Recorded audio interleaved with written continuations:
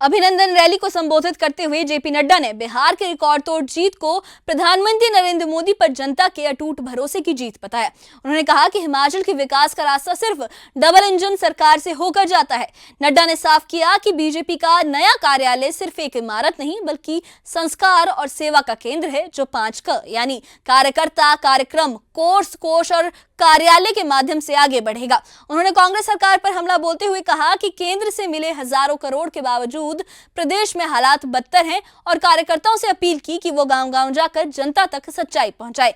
ये रैली और शिलान्यास से हिमाचल की राजनीति में सिर्फ उत्साह का माहौल नहीं बल्कि आने वाले राजनीतिक संग्राम की तैयारी और संदेश का प्रतीक है। इस रैली में क्या क्या हुआ, किसने क्या क्या आरोप लगाए, किसने क्या क्या बयान दिया, देखिए इस खास रिपोर्ट में।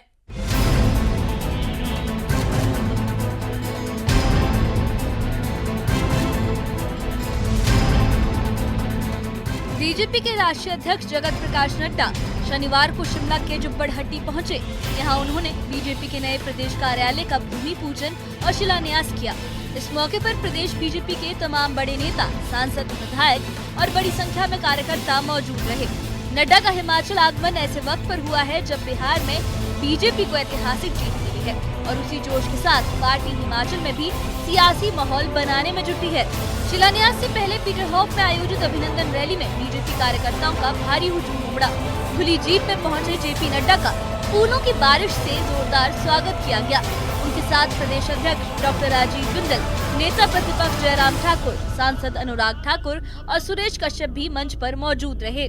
माहौल पूरी तरह उत्साह और सियासी संदेशों से भरा रहा। मंच से बोलते हुए पूर्व केंद्रीय मंत्री और सांसद अनुराग ठाकुर ने नए प्रदेश कार्यालय को हिमाचल बीजेपी के लिए आधुनिक सोच का प्रतीक बताया। उन्होंने कहा कि अब देखना ये है कि पहले कार्यालय बनता है या फिर प्रदेश में सरकार। अनुराग ठाकुर ने कांग्रेस सरकार पर तीखा हमला बोलते हुए कहा कि 3 साल का जश्न कर्ज लेकर मनाया गया, विकास की रफ्तार थम गई और प्रदेश को कंगाली की ओर ले जाया जा रहा है। अनुराग ठाकुर ने मंच से राधे राधे के नारे भी लगवाए और कांग्रेस पर गुटबाजी और भ्रष्टाचार के आरोप दोहराए। अब देखना ये है कि हम हिमाचल में सरकार पहले बनाते हैं कि प्रदेश में कार्यालय पहले बनाते हैं।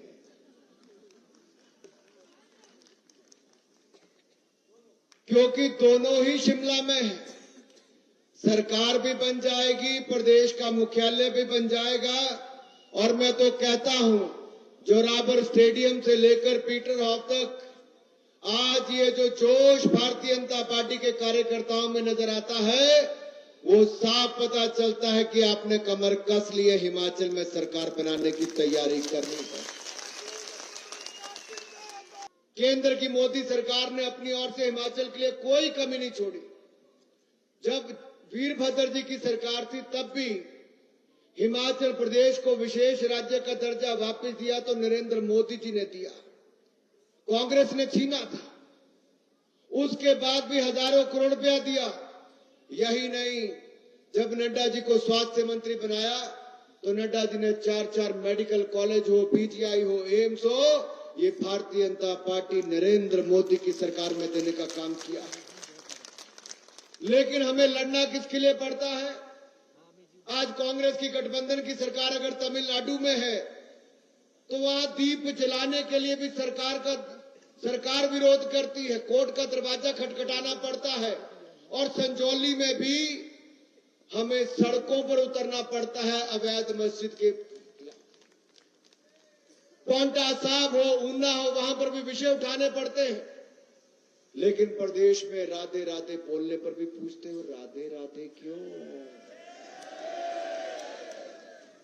आपको तो राधे राधे बोलने में कोई गुरेज नहीं है, तो मेरे साथ बोले राधे राधे। नेता प्रतिपक्ष जयराम ठाकुर ने भी कांग्रेस सरकार को आड़े हाथों लिया। उन्होंने कहा कि 3 साल में व्यवस्था परिवर्तन के नाम पर सिर्फ तबाही हुई। आपदा में भी सरकार ने जश्न मनाया, कर्ज लगातार बढ़ता गया और पंचायत चुनाव तक नहीं कराए गए। जयराम ठाकुर ने कहा कि प्रदेश में भ्रष्टाचार चरम पर है और विकास पर ब्रेक लग चुका है। जब भारतीय जनता पार्टी की सरकार का 5 वर्ष का कार्यकाल पूरा हुआ था, उस वक्त इस प्रदेश के ऊपर 70,000 करोड़ रुपए के लगभग ऋण था। 69,600 करोड़ रुपए का ऋण था और 3 साल के कार्यकाल में भाई और बहनों, हिमाचल प्रदेश में ऋण कितना हो गया? 1,10,000 करोड़ रुपए का। जो सुक्खू जी कहते थे कि ऋण लेते हैं, हमने कहा भाई हमसे गलती हो गई, आप मत करिए। हमने तो 5 साल में 20,000 करोड़ ऋण लिया, लेकिन सुक्खू जी ने 3 साल में 40,000 करोड़ ऋण लिया। अब कल्पना कर सकते हैं कि क्या हो रहा है। और जब हमने कहा कि इस आपदा में इस जश्न की कोई आवश्यकता नहीं, लेकिन जश्न होगा, जिद के साथ होगा, और जश्न मनाया। 10 करोड़ रुपए उस जश्न पर खर्च कर दिए गए।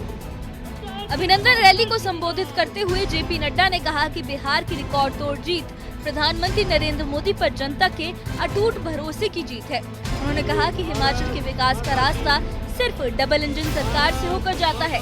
नड्डा ने साफ कहा कि बीजेपी का कार्यालय सिर्फ इमारत नहीं, बल्कि संस्कार और सेवा के केंद्र हैं, जो 5 क यानी कार्यकर्ता, कार्यक्रम, कोर्स, कोष और कार्यालय से चलते हैं। कांग्रेस सरकार पर हमला बोलते हुए नड्डा ने कहा कि केंद्र से हजारों करोड़ मिलने के बावजूद हिमाचल में लगातार हालात बदतर हैं। ऐसे में बीजेपी कार्यकर्ताओं से आह्वान किया गया कि वो गांव-गांव जाकर सच्चाई जनता तक पहुंचाएं। आज हिमाचल का विकास का एक ही मंत्र है, और वो है डबल इंजन की सरकार। याद रखना,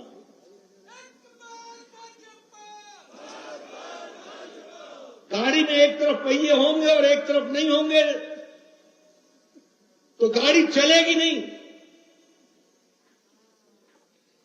और मैं इसलिए नहीं कह रहा हूं कि हमारी विरोधी सरकार है, मैं इसलिए कह रहा हूं कि हमारे यहां बैठे हुए लोग मोदी जी के नेतृत्व में नियतन हिमाचल को आगे ले जाना चाहते हैं,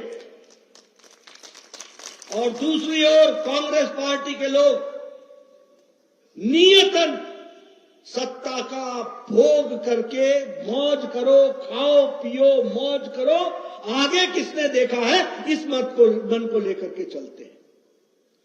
इसलिए हमारा मेल बैठ नहीं सकता।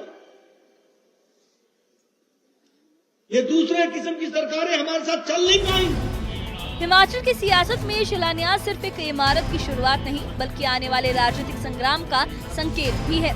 अब देखना ये होगा कि जनता इस सियासी दावे को कितनी मजबूती से अपना समर्थन देती है। Bureau report, news 18। शिमला में बीजेपी का ये शिलान्यास सिर्फ इमारत का निर्माण नहीं, बल्कि हिमाचल की सियासी तस्वीर में नए अध्याय की शुरुआत की तरह देखा गया है। जेपी नड्डा के नेतृत्व में प्रदेश कार्यालय का शिलान्यास, अनुराग ठाकुर और जयराम ठाकुर के साफ संदेश, ये सभी संकेत हैं कि पार्टी आगामी समय में संगठन और जनता दोनों स्तरों पर अपनी पकड़ मजबूत करना चाहती है। नड्डा ने बिहार की जीत का जिक्र कर इसे जनता के भरोसे का प्रतीक बताया और हिमाचल के विकास को डबल इंजन सरकार से जोड़ा। वहीं अनुराग ठाकुर और जयराम ठाकुर ने कांग्रेस सरकार की नाकामी और भ्रष्टाचार पर सवाल उठाए, ये याद दिलाते हुए कि आने वाले वक्त में राजनीतिक संग्राम और भी तेज होगा। कार्यकर्ताओं से गांव-गांव जाकर जनता तक सच्चाई पहुंचाने की अपील ये दिखाती है कि पार्टी मैदान में सक्रिय है और रणनीति को जमीन तक ले जाने का इरादा रखती है। इस शिलान्यास और रैली के बाद अब नजरें जनता पर हैं कि वो इस सियासी दावे और संगठन की मजबूती को कितनी मजबूती से अपनाती है, कितना उसे समर्थन देती है। हिमाचल की सियासत में ये इमारत सिर्फ ईंट और पत्थर नहीं, बल्कि नए राजनीतिक अध्याय की निशानी बन चुकी है। इस बारे में आप क्या सोचते हैं, हमें कमेंट बॉक्स में अपनी राय जरूर बताइए। और इससे जुड़े अपडेट्स के लिए और ऐसे ही खबरों के लिए हमारे चैनल के साथ बने रहिए। हमारे चैनल को सब्सक्राइब करिए। शुक्रिया।